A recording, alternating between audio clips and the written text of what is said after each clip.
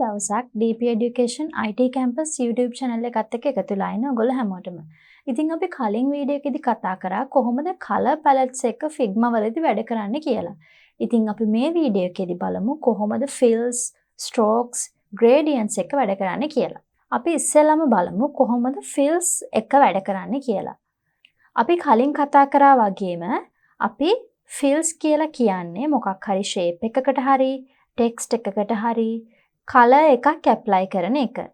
මෙන්න මේ විදිහට මම shape එකක් create කරගන්නවා. ඊට පස්සේ වෙනදා වගේම fill option එක යටතේ තියෙන මෙන්න මේ color option එකෙන් color එකක් select කරගෙන ඒක apply කරගන්න එක.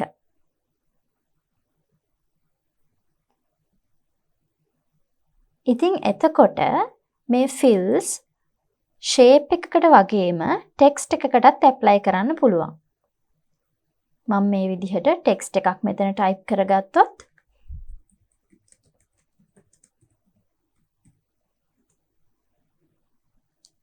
ඊට පස්සේ මට පුළුවන් මෙන්න මෙතන fill option එකට ගිහිල්ලා මගේ text එකට මම කැමති color එකක් apply කරගන්න. color එක වැඩි පේන්නේ නැති නිසා මම චුට්ටක් මේකේ font size එක වැඩි කර ගන්නවා. හරි. දැන් ඔයාට පේනවා ඇති මගේ text එකට මම color එක fill කරගත්ත විදිහ. ඉතින් fill color option එක ওই විදිහට තමයි වැඩ කරන්නේ. ඉතින් අපි ඊට පස්සේ බලමු කොහොමද මේ strokes එක වැඩ කරන්නේ කියලා. මම මගේ අලුත් shape එකයි text එකයි දෙකම remove කරගන්නවා. ඊට පස්සේ මම මෙතනට අලුත් shape එකක් add කරගන්නවා.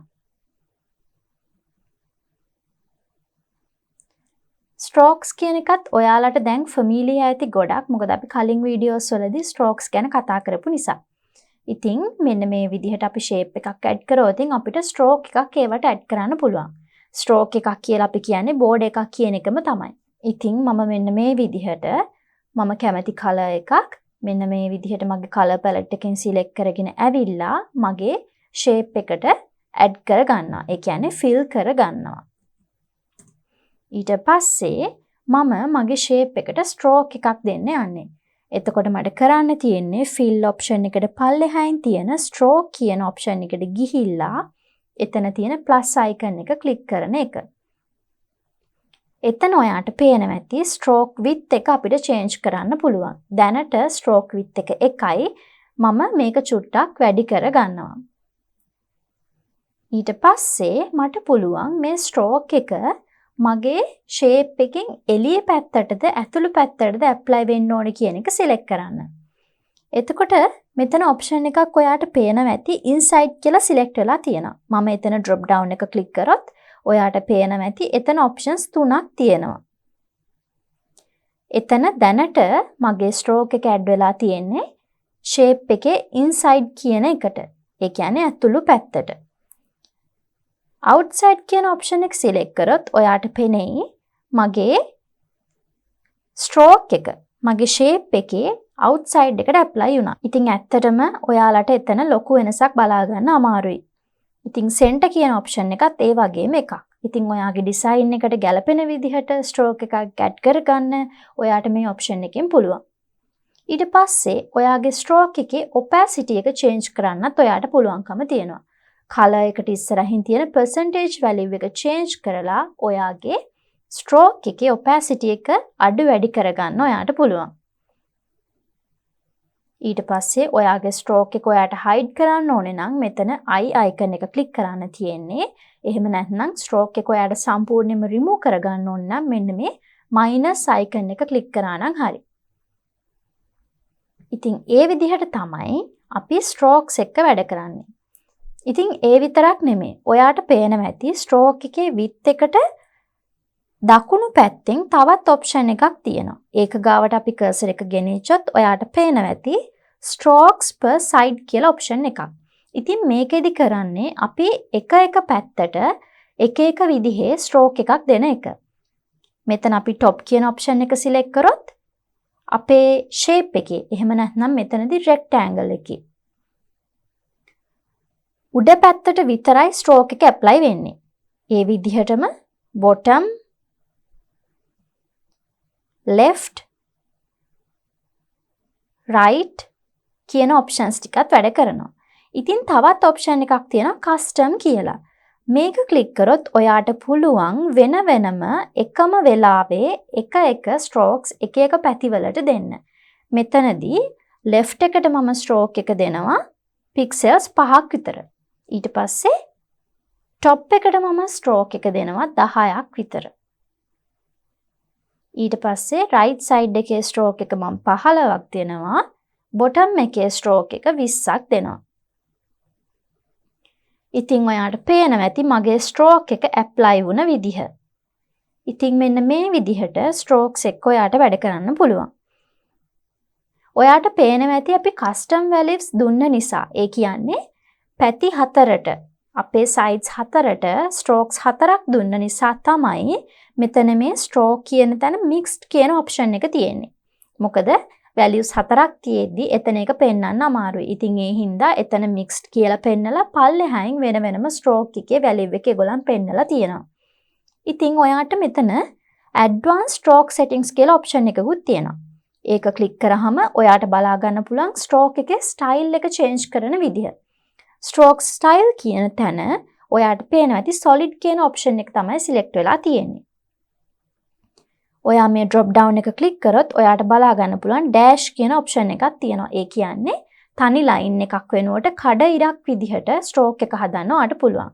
එහෙම නැත්නම් custom කියලා option එකකුත් තියෙනවා. ඉතින් custom option එකෙත් මෙන්න මේ විදිහේ එක options කීපයක් තියෙනවා. ඉතින් ඔයා මේ හැම එකක්ම try කරලා බලන්න. ඔයාට පේනවා ඇති මම මේ values change කරද්දී මගේ stroke එක වෙනස් වෙන විදිහ. ඉතින් මම ආයෙමත් මගේ stroke style එක solid කියන option එකටම select කරනවා. ඊට පස්සේ ඔයාට පේනවා ඇති join කියලා option එකක් තියෙනවා. අපි බලමු ඒකෙන් මොකක්ද අපිට කරන්න පුළුවන් කියලා. මෙන්න මේ option එක select කරාම ඔයාට පේනවා ඇති strokes වල කෙලවර. ඒ කියන්නේ කොන් 4 අපේ rectangle එකේ කොන් 4 stroke එකේ පොඩි වෙනසක් වුණා.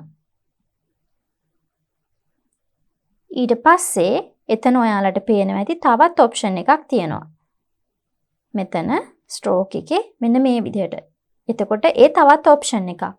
එතකොට මෙන්න මේවා ඔයාට try කරලා බලන්න පුළුවන්. ඉතින් ඇත්තටම මේ වගේ දේවල් ගොඩාක් use වෙන ඒවා නෙමෙයි. ඒ කියන්නේ මේ join වගේ දේවල් ගොඩාක් use වෙන ඒවා නෙමෙයි.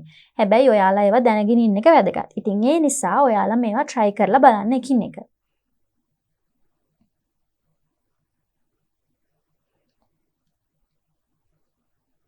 මේ විදිහට තමයි අපි strokes එක්ක වැඩ කරන්නේ. දැන් අපි බලමු කොහොමද gradients එක්ක Figma වලදී වැඩ කරන්නේ කියලා.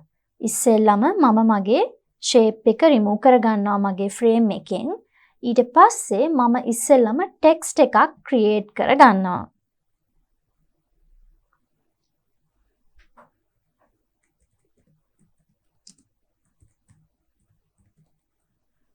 ඊට පස්සේ මම මගේ text එකට styling apply කරගන්නවා. මගේ text size එක චුට්ටක් වැඩි කරගෙන ඊට පස්සේ මම මගේ font family එක change කරනවා. ඊට පස්සේ මම මගේ text එකට font weight එකකුත් දෙනවා. දැනට තියෙන regular මම ඒක bold වගේ option එකක් දෙනවා. ඊට පස්සේ මට පුළුවන් මගේ text එකට gradient එකක් apply කරන්න. gradient එකක් කියලා කියන්නේ තනි color එකක් නෙමෙයි. ඒ කියන්නේ දැනට ඔයාලට පේනවා ඇති මෙතන අපි fill color ගිහිල්ලා මෙතනින් color එකක් select කරොත් එහෙම ඔයාට පේනවා ඇති මෙන්න මෙතන රතු පාට වගේ color එකක් මුළු text එකටම apply වුණා. ඉතින් මෙන්න මේ විදිහට තනි color එකක් නැතුව colors දෙකක් තුනක් අපිට text එකකට apply කරගන්නත් පුළුවන්. ඉතින් අන්න ඒක තමයි gradient එකක් කියලා කියන්නේ. අපි දැන් බලමු කොහොමද gradient එක apply කරගන්නේ කියලා. ඉතින් මෙන්න මේ fill color option එකෙන්ම ගියහම ඔයාට පේනවා ඇති මෙන්න මෙතන තියෙනවා දෙවනියට gradient කියලා icon එකක්. අන්න ඒක select කරන්න ඉස්සෙල්ලාම.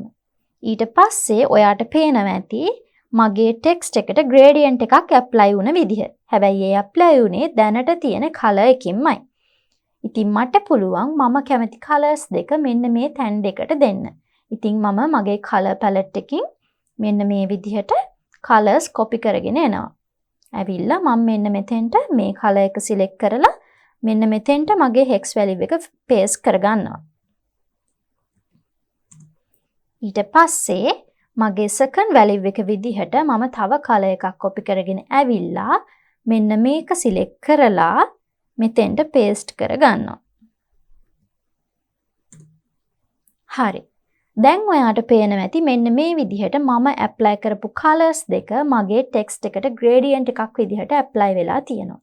ඉතින් ඔයා හිතන්න මට මේ gradient එක text එකේ left to right apply කරගන්න ඕනේ කියලා. ඉතින් මට ඒක මෙන්න මේ විදිහට කරන්න පුළුවන්. ඔයාට පේනවා ඇති මෙන්න මේ විදිහේ vertical line එකක් මේ gradient එක උඩ තියෙනවා. ඔයාට ඒක මේ විදිහට drag කරගෙන rotate කරන්න පුළුවන්.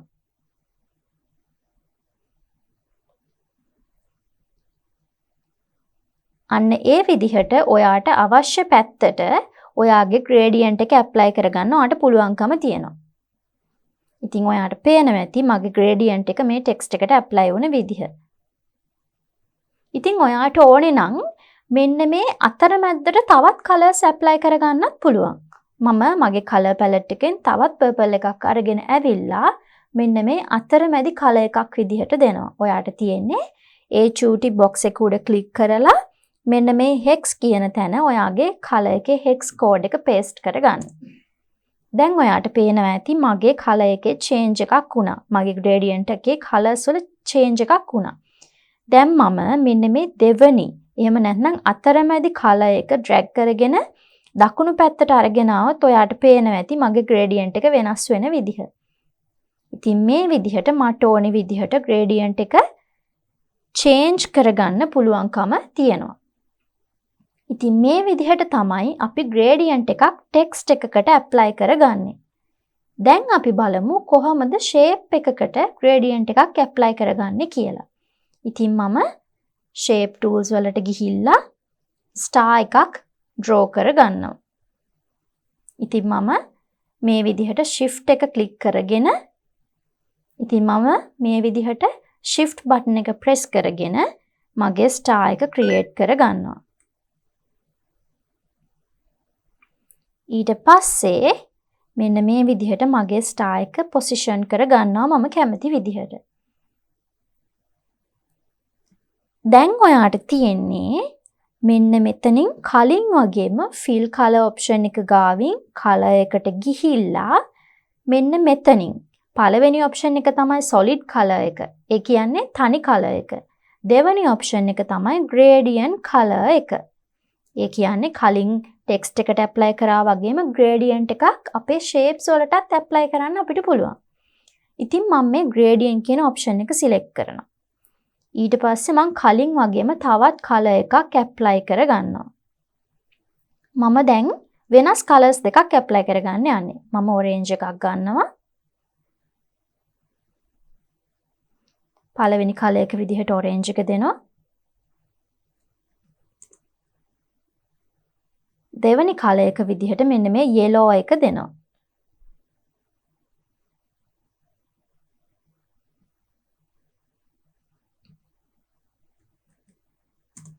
හරි.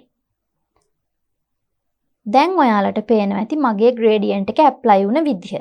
එතනදිත් මට පුළුවන් මේ line එක rotate කරලා මට ඕනේ විදිහට gradient එක position කරගන්න. මෙන්න මේ විදිහට rotate කරන්න තමයි තියෙන්නේ. ඔයාට හිතෙනවා නම් තව color එකක් add කරගන්න ඕනේ කියලා ඔයාට පුළුවන් මෙන්න මේ මැද්දෙන් චුට්ටක් ක්ලික් කරාම මේ විදිහේ color එකේ චූටි කොටුවක් වගේ එකක් එනවා. ඒක ක්ලික් කරලා එතෙන්ට ඔයා කැමති අනිත් colors apply කරගන්න. මෙන්න මෙතනින් මම color එක paste කරනවා. දැන් ඔයාට පේනවා ඇති මගේ star එකට තව color එකක් apply වුණා. මෙන්න මේ විදිහට තමයි අපි shape එකකට gradient එකක් apply කරගන්නේ. ඉතින් මට පුළුවන් කලින් වගේම ඕනේ නම් මේකට ස්ට්‍රෝක් එකකුත් ඇඩ් කරගන්න. මම මේකට පොඩි ස්ට්‍රෝක් එකක් ඇඩ් කරගන්නවා. මම ස්ට්‍රෝක් එකට කලර් එකක් දෙනවා. මම කැමති කලර් එකක් මෙතනින් සිලෙක්ට් කරගෙන ඇවිල්ලා මම බ්‍රවුන් කලර් එක සිලෙක්ට් කරගෙන ඇවිල්ලා මෙතන ස්ට්‍රෝක් එකට බ්ලැක් වෙනුවට බ්‍රවුන් කලර් එක දෙනවා. ඊට පස්සේ මම ස්ට්‍රෝක් විඩ්ත් එක තව චුට්ටක් වැඩි කරගන්නවා. ඒක විසිබල් නැති නිසා. හරි. දැන් ඔයාට පේනවා ඇති මගේ ස්ටාර් එකට මම ඇප්ලයි කරපු ස්ට්‍රෝක් එකයි ග්‍රේඩියන්ට් එකයි දෙකම ලස්සනට ඇප්ලයි වෙලා තියෙන විදිහ.